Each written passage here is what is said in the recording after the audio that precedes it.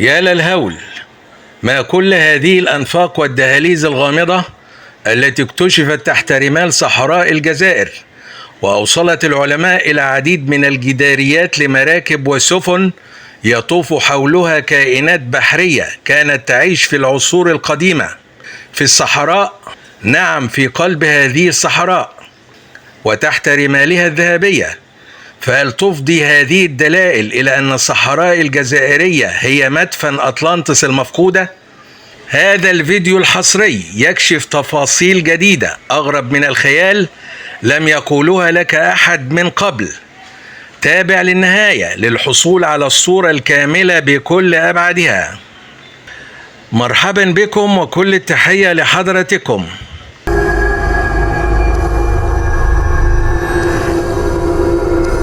تحت رمال هذه الصحراء الكبرى التي تحتل كل مساحة المعمورة الجزائرية، اكتشف العلماء عدد هائل من الممرات الجوفية والأنفاق السرية التي يتسم كثير منها بتكوينات جيولوجية غامضة، حيث الصواعد والنوازل والجداريات ذات النقوش التي حيرت كل من رآها لغرابة رسومها ودقة تفاصيلها، وهي تحمل دلائل على أن هذه المنطقة التي تبدو الآن صحراوية لم تكن صحراوية في العصور القديمة، بل كانت تمتد فيها المسطحات المائية الواسعة وتزدان بالحدائق والبساتين العامرة بكل ما لذ وطاب، وتتعايش فيها كثير من المخلوقات التي انقرض أغلبها ولم يعد له وجود الآن. لقد توصل العلماء إلى ذلك بفضل عمليات البحث والتنقيب والاستعانة بأجهزة صبر الأغوار وتقنيات الاستشعار عن بعد على متن الأقمار الاصطناعية التي تجوب الغلاف الجوي على مدار الساعة.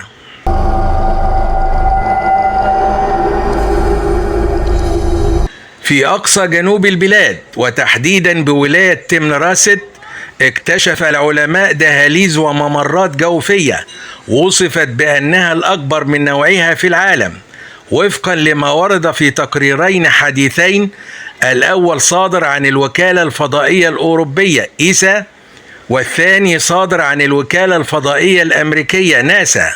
وكان فريق تنقيب ألماني بريطاني مشترك مدعوما بأجهزة رصد وقياس وصبر الأغوار قد نجح بالولوج في بعض الممرات الجوفية المحاذية لوادي تمنراست، وأخذ عينات من الطبقات الرسوبية، وبعد 3 أشهر من البحث والتحليل توصل إلى دلائل جيولوجية تؤكد أن منطقة الوادي كانت في العصور القديمة وتحديدا قبل نحو 100,000 سنة جزءا من حضارة قديمة تقوم على ضفاف بحر كبير تجري مياهه عبر الجنوب الصحراوي بعمق 3 كيلومترات وعرض يصل إلى نحو 2.5 كيلومترا في بعض الأماكن، ويتجه غربا عابرا الحدود الجزائرية الموريتانية ليتلاقى مع المحيط الأطلسي.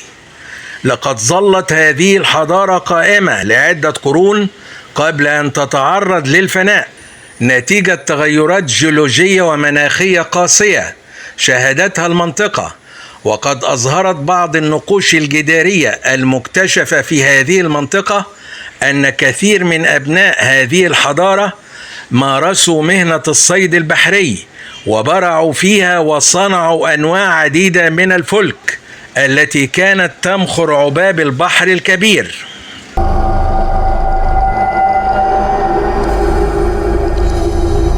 لقد أفضى الولوج إلى الجوف المظلم في هذه الهضبة الممتدة بالجنوب الشرقي للصحراء الجزائرية في ولاية إليزي المتاخمة للحدود مع ليبيا إلى سراديب وممرات كهفية ليس لها مثيل في العالم.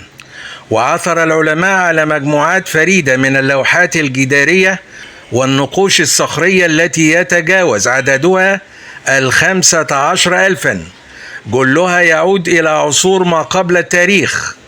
ظهرت فيها أشكال متنوعة تجمع ما بين الأسطورة والواقع. ما يعنينا منها هنا مجموعة الرسوم التي تتعلق بالصيد البحري وصناعة السفن التي تشير إلى أن هذا المكان كان في قديم الزمان ميناء بحري ملحق به حوض لبناء وإصلاح السفن، وأن التحولات التكتونية وما صاحبها من تغيرات مناخية أدت إلى جفاف هذا الميناء البحري، وأصبح مقبرة للسفن ومراكب الصيد القديمة. وهذا يجعلنا نطرح السؤال الأهم: ما هي علاقة صحراء الجزائر بأطلانتس المفقودة؟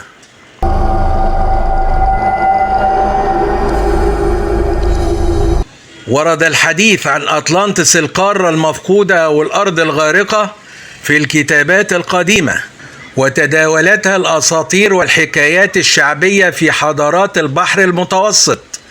وأكثر النصوص التفصيلية لوصفها ما كتبه المؤرخ ديودورس الصقلي والمؤرخ هيرودوت الملقب بأبو التاريخ، إلا أن أكثر النصوص زيوعا ما كتبه أفلاطون الذي وصف تضاريس أطلانتس من دون أن يحدد موقعها الجغرافي، قائلا: هي في مجملها مرتفعة وشديدة الانحدار إلى جانب البحر، لكن الأراضي المحيطة بحاضرتها مباشرة كانت سهول مستوية تتخذ هيئة مستطيل يمتد في اتجاه واحد. ويضيف: لقد اشتهرت بكثرة مرتفعاتها وجمال هضابها وسهولها، حيث تفوقت على كل ما يمكن رؤيته في أي مكان آخر.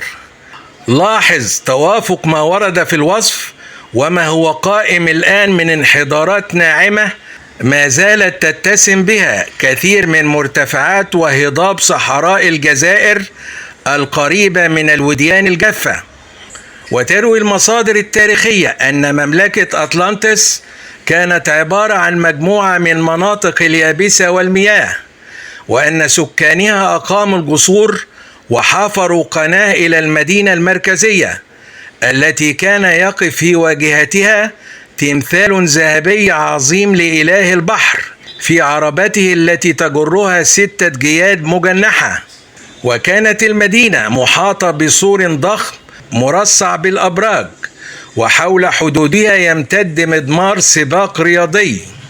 وقد أبدت طائفة الصناع والحرفيين مهارة كبيرة في صناعة غير نوع من السفن ومراكب الصيد.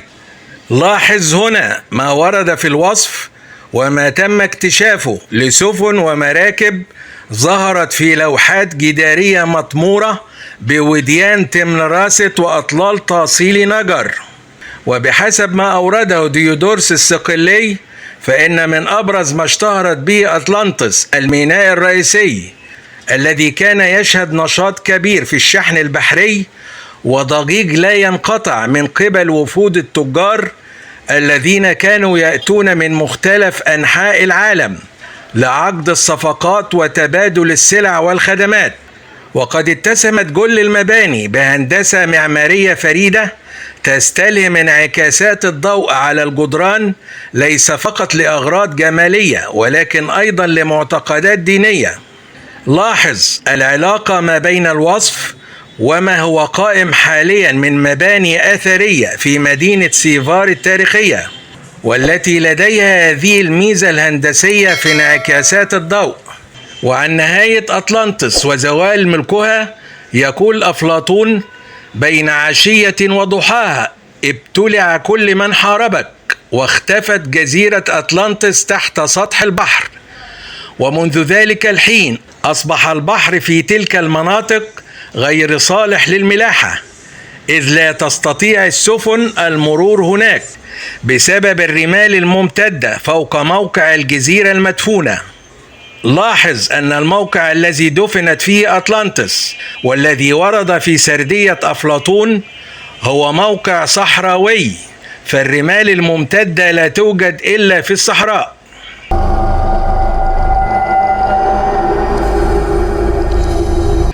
وتشير دراسات وأبحاث علمية حديثة إلى أن صحراء الجزائر كانت جزءا أساسيا من قارة أطلانتس الغارقة، إن لم تكن هي قلبها التجاري الأكبر.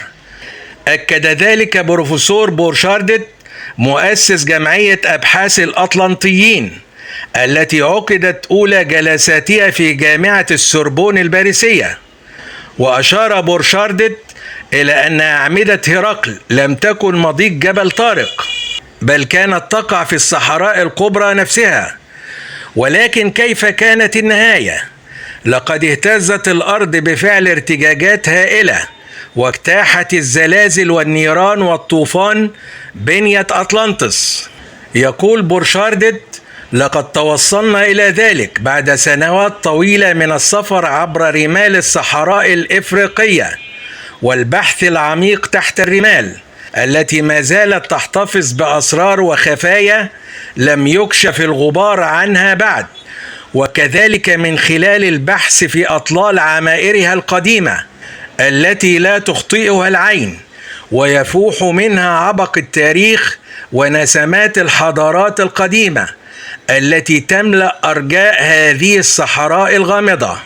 شاركنا برأيك. نرحب بتعليقات مشاهدينا الكرام، ونأمل أن تتسم التعليقات بالآراء الجادة التي تحظى منا بكل تقدير واحترام. ولا تنسوا الدعم والاشتراك في القناة.